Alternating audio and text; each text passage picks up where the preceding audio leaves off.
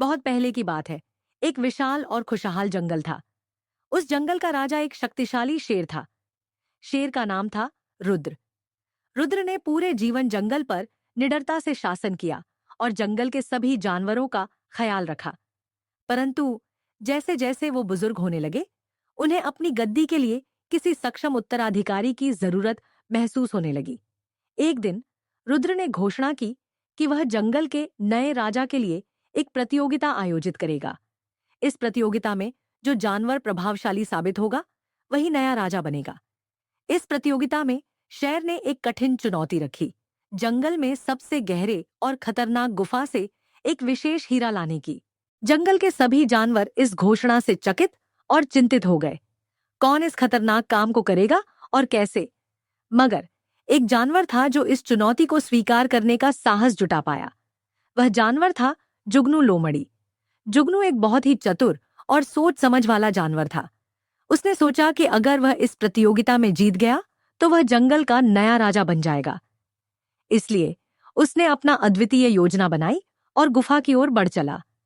गुफा तक पहुंचने के लिए उसे घने जंगलों से होकर गुजरना पड़ा, जहां कई खतरों का सामना करना पड़ा।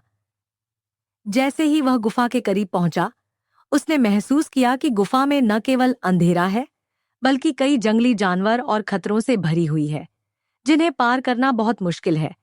लेकिन जुगनू ने हार नहीं मानी। जुगनू ने अपनी चतुराई और बुद्धिमानी का प्रयोग करते हुए एक योजना बनाई। उसने गुफा के अंदर धीरे धीरे प्रवेश किया, अपना रास्ता बांटते हुए और बुद्धिमानी से हर कदम आगे बढ़ा। गहन परिस्थिति में भी उसने अपनी मानस को शांत और स्थिर रखा। उसने गुफा की दीवारों पर लगे कांटों और जाल से बचते हुए अपने गंतव्य पर पहुंचने की कोशिश की। जुगनू ने अंततः हीरे का मणि ढूंढ निकाला, जो गुफा के सबसे गहरे हिस्से में नीचे था। उसने उस मणि को सुरक्षित और ध्यानपूर्वक उठाया और सोचा कि अब उसे कैसे वापस लाया जाए। उसने अपने अनुभव का इस्तेमाल किया और धीरे धीरे, साथ ही साथ सतर्कता से उस खतरनाक गुफा से बाहर निकला। जंगल के बाकी जानवर बहुत उत्सुक थे कि कौन इस चुनौती को पूरा कर पाएगा।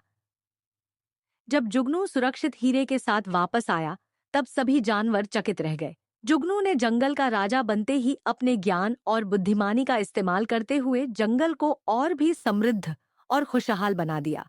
उसने हमेशा सत्य और न्याय का पालन किया और बच्चों को भी सिखाया कि कैसे बुद्धिमानी से चुनौतियों का सामना किया जा सकता है। थैंक यू दोस्तों।